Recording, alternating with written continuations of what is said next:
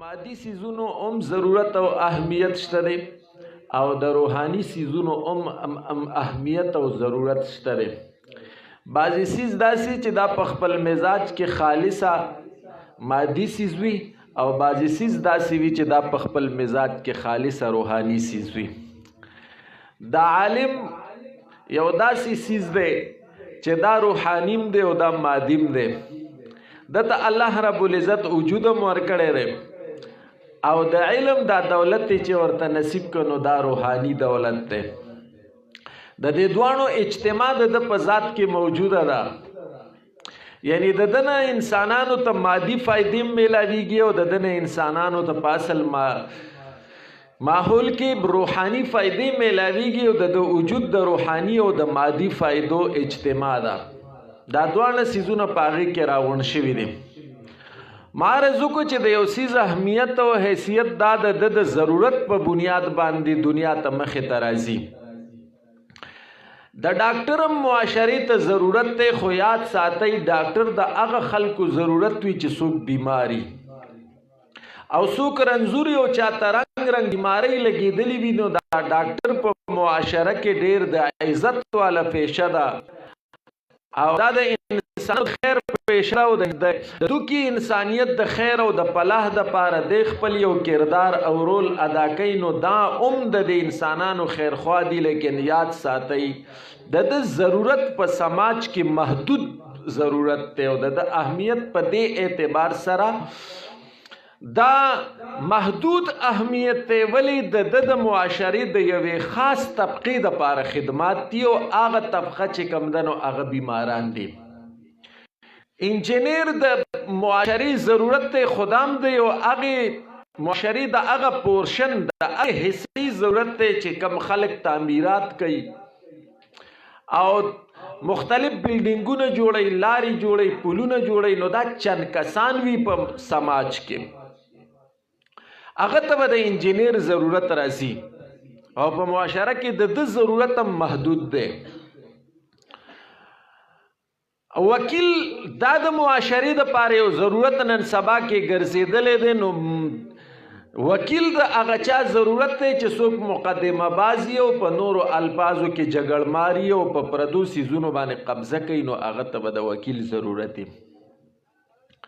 او دا انتهایی لږ خلک وي، د ضرورت هم محدود دی ډېرو لږو خلکو ته. اوس ښه خلک دي یا خراب خلک دي، خو د ده ورته ضرورت دی، هغې د هغو په کار باندې راځي. دغه شان ورپسې د سماج او د معاشرې په هر ډګر باندې تاسو ګورئ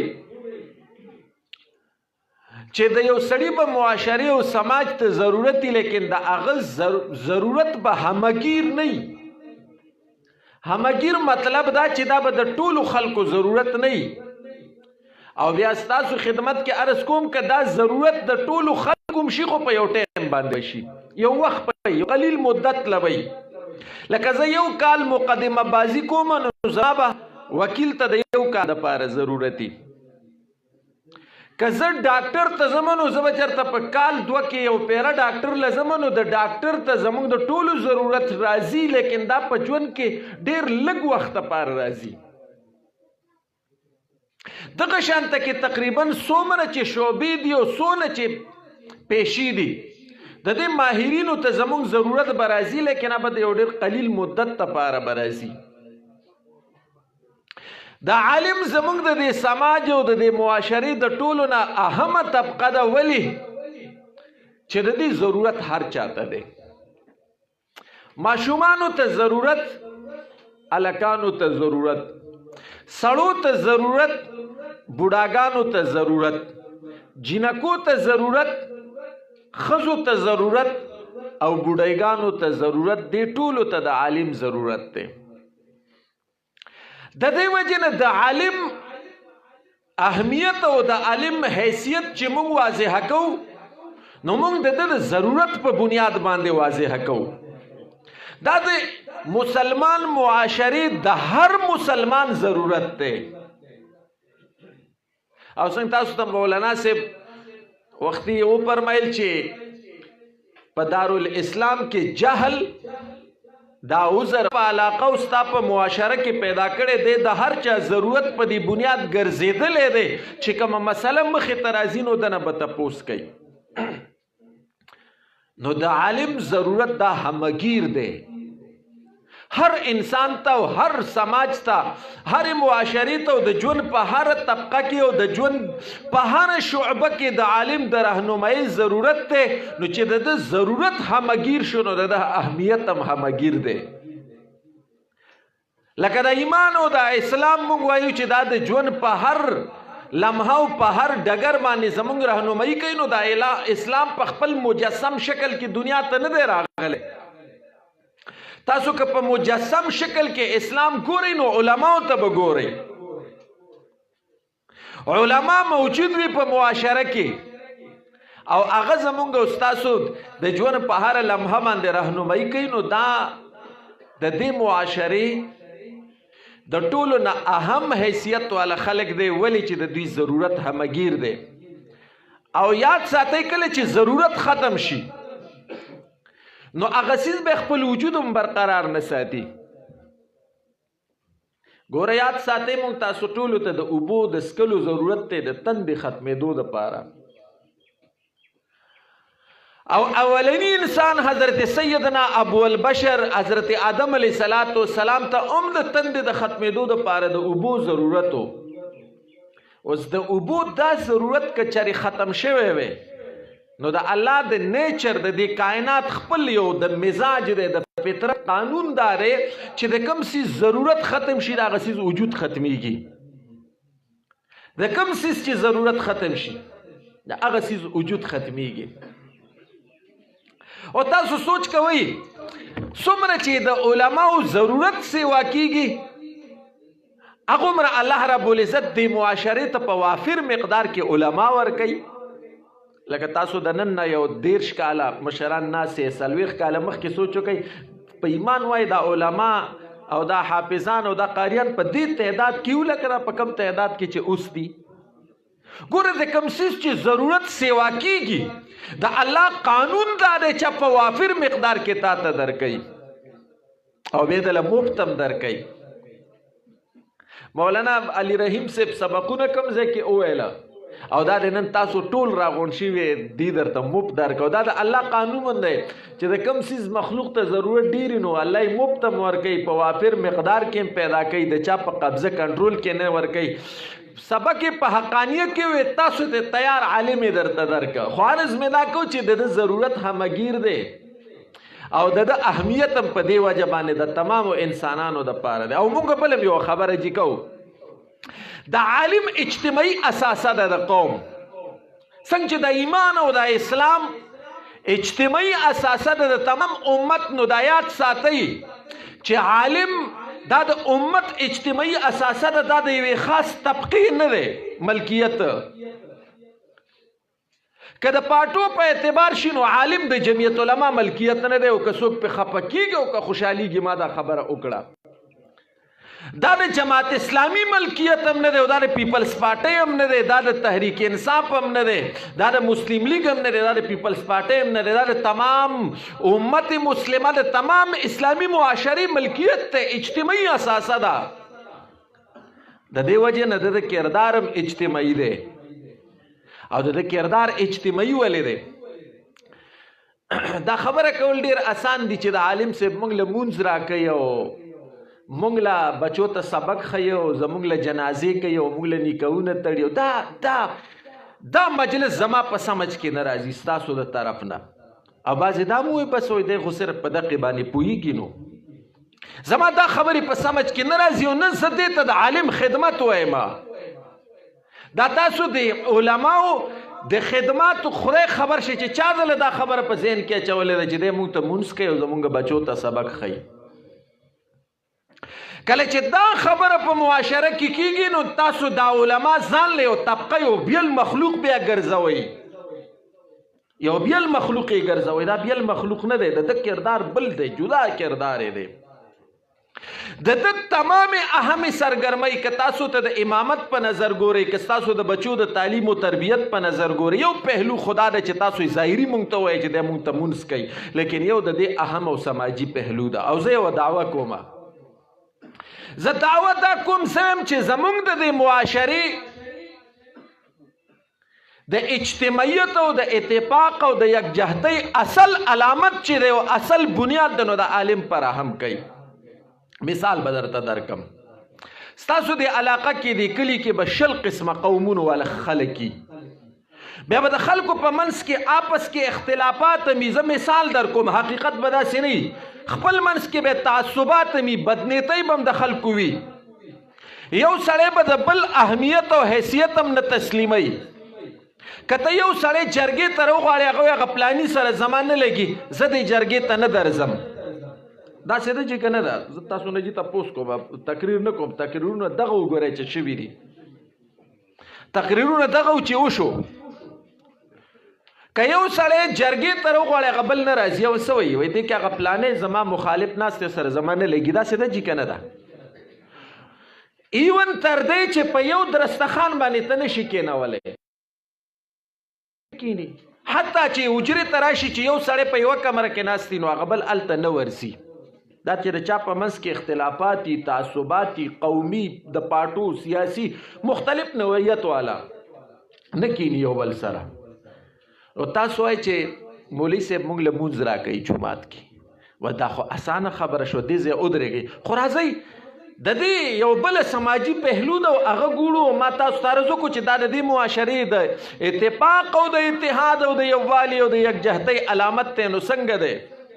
دا ټول خلک قسمه تعصبات وي، دا د ورځې 15 ټیمه بعموم او د جمعې په ورځ بالخصوص دا مختلف تعصباتو والا خلک، مختلف اختلافاتو والا خلک، د مختلف قومونو والا خلک او د مختلف لاندی باندی والا خلک 15 ټیمه د ورځې او نن د جمعې په ورځ بالخصوص د دې ټولې علاقې د خلکو د یو چت لاندې په یو سب کې ولاړ، مالدار، غریب، مومن، باجوړ، پلانې، ډینګرې، هغه دغه د دې ټولو خلکو د اتفاق او د اتحاد او د یووالي او د یکجهتۍ دا اجتماع چې کېږي، ما ته ووایه د دې دایي څوک دی؟ د عالم دی چې که نه دی؟ زه تاسو نه خو لږ تپوس کوم، خیر دی راته ووایه که نه.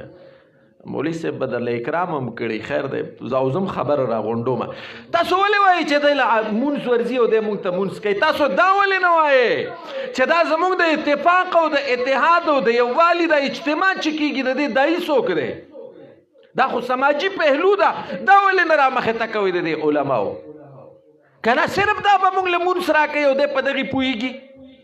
دی د دې معاشرې د اتفاق او د اتحاد او یکجهتۍ علامت په اصل معنو کې ګرځېدل. دا صرف مې ته یو پهلو مې درته ښکاره کړل، داسې بلا مواقع دي، زه په هغې باندې تقریر نه کوم چې په هغې باندې بحث کوم. او دویمه خبره دا ده چې د دې معاشرې د ټولو نه لوی سوشل ورکر فلاحي کارکن په اصل معنو کې دا امام او دا خطیب دی. ولې د ده په ذریعه الله تاسو ته یو ډېر اهم دولت درکوي، ډېر اهم دولت. ما عرض وکړو چې دا د یووالي او د اتفاق او د اتحاد علامت دی. نو لږه به دا خبره مخکې ته بوځو، ما له علمي خبرې نه راځي، زه په خپله څه عالم نه یم دومره. خو زه عرض تاسو ته کوم، د دنیا کې 3000 نظام تعلیم دي. څومره جي؟ 3000.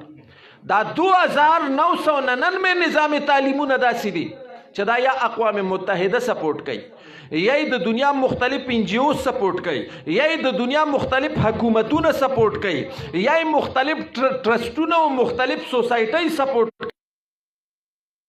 تعلیم داسې دی چې دا الله برای راست سپورټ کوي. خو د دې نظام تعلیم خصوصیت څه دی؟ په دې نظام تعلیم کې یونیفارمیټي ده، یکسانیت په دې کې دی. ولې؟ زما دعوه داره چې دا قوم نن تقسیم په نظر باندې راځي، طبقاتی تقسیم، لسانی تقسیم، د تربیت په بنیاد تقسیم.